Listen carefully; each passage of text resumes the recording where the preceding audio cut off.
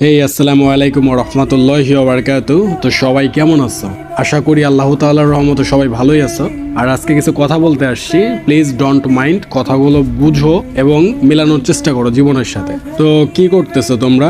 TikTok দেখতেছো, YouTube দেখতেছো, Instagram, Telegram, social media, online platform, Facebook, Messenger, সময় নষ্ট করতেছো। লস প্রজেক্ট, এর বাইরে আর কিচ্ছু না। এখন আসা যাক, মেয়ের প্রবলেম কি? ভাই, একটা ছেলেকে অসম্ভব ভালোবাসতাম, ছেলেটা আমাকে ছেঁকা দিয়ে চলে গেছে। এখন আমি জীবনে দুঃখ ছাড়া কিছু দেখি না। ছেলেটা আমাকে ছাড়াই অনেক সুখে আছে, আর একটা মেয়েকে নিয়ে ভালো ঘর সংসার করতেছে। আমার জীবনে শুধু ডিপ্রেশন, শুধু কষ্ট, অনেক যন্ত্রণা, নিদ্রাহীন রাত। আমি আর এগুলো মেনে নিতে পারতেছি না। জীবন বোধহয় এখানে শেষ, জীবনে অন্ধকার নেমে আসছে, ভবিষ্যৎ অন্ধকার, এই সেই এভরিথিং। আর ছেলের প্রবলেম কি? ভাই, একটা মেয়েকে জান প্রাণ মন প্রাণ উজাড় করে ভালোবাসছি, জীবন যৌবন উজাড় করে দিছি। হঠাৎ করে মেয়েটা একদিন আমাকে ছেড়ে চলে গেছে, ছেঁকা দিয়ে চলে গেছে। অন্য একটা ছেলেকে নিয়ে ভালোই ঘর সংসার করতেছে, সুখের সংসার, 2-3টা বাচ্চা কাচ্চা নিয়ে নিছে।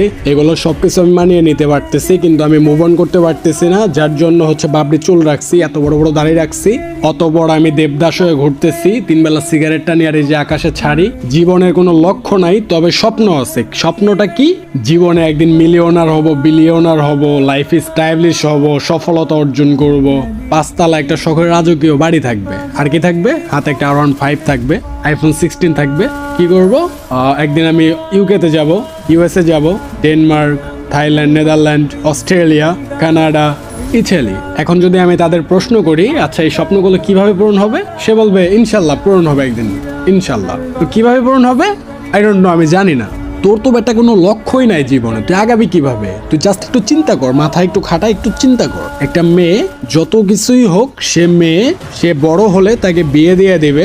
যদি বিয়ের পর ভালো একটা ফ্যামিলি পায় তাহলে অনেক ভালো, যদি খারাপ ফ্যামিলি পায় তাহলে অনেক খারাপ। তবে একটা মেয়ের জীবন এভাবে চলে যাবে, রান্না বান্না করবে, কাজকর্ম করবে, ফ্যামিলিকে দেখাশোনা করবে, 2-4টা বাচ্চা কাচ্চা নেবে, দেখাশোনা করবে, একটা মেয়ের জীবন চলে যাবে।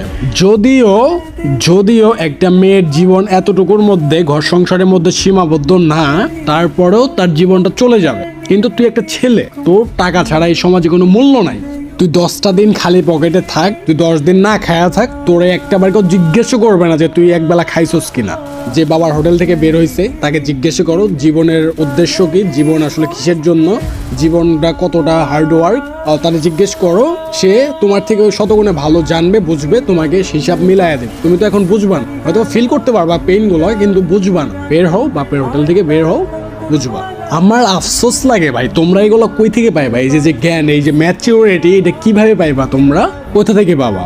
বই পড়তে হবে, ইসলামের অনেক ধারা আছে, অনেকের জীবনী আছে, অনেক কথাবার্তা মহর্ষিরা যে আগেকার মুরব্বীরা বলে গেছে, এগুলো অনেক ইম্পর্টেন্ট। 10 জনের কথা, 10 জনের মেন্টালিটি তুমি মিলাতে গেলে তুমি আপনি তোমার মধ্যে একটা ম্যাচিউরিটি জন্ম হবে, তোমার চিন্তা ভাবনা আগের থেকে বেটার হবে। প্রচুর পরিমাণ বই পড়তে হবে, প্রচুর পরিমাণ মানুষের জীবনী পড়তে হবে, ইতিহাস পড়তে হবে।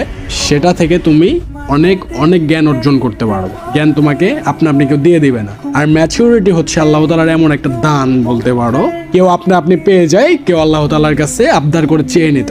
এই সমাজ আজকে এতটা নিচু হয়ে গেছে, তুমি জাস্ট একটা ছেলে আর মেয়ে একসাথে কথা বলতেছো, 10 জন মানুষ দেখলো, 5 জন মানুষ দেখলো, 1 জন মানুষ দেখলো, ওরা রিলেশন করতেছে, প্রেম ভালোবাসা করতেছে। একটা ছেলে মেয়ে ছেলে, রিলেশন, সম্পর্ক, রিলেশনশিপ মাই ফুট। এত বড় একটা মূল্যবান জীবনকে তোমরা এগুলোর মধ্যে সীমাবদ্ধ করে দিছো, এগুলোর মধ্যে আটকায় দিছো।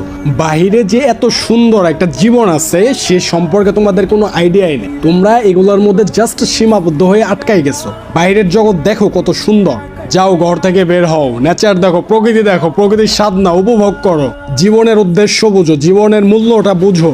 প্রেম, ভালোবাসা, রিলেশন, সম্পর্ক, এগুলো ঠিক আছে ভাই, তবে এগুলো এখন না।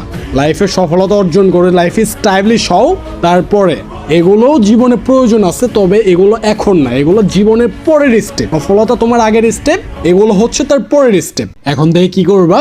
একটু চিন্তা করবা যে দুনিয়ায় তুমি আদার্স মানুষদের জন্য যতটুকু করছো, তার 5%, 6% যদি তুমি তোমার আব্বু আম্মুর জন্য করতা, তাদের উদ্দেশ্যে করতা, তাহলে তারা মনে একটা তৃপ্তি পাইতো। যারা তোমার জন্য তাদের জীবনটা উৎসর্গ করে দিচ্ছে, তোমার জন্য জীবনটা বিলিয়ে দিছে, তাদের কষ্টটা একটু বুঝো।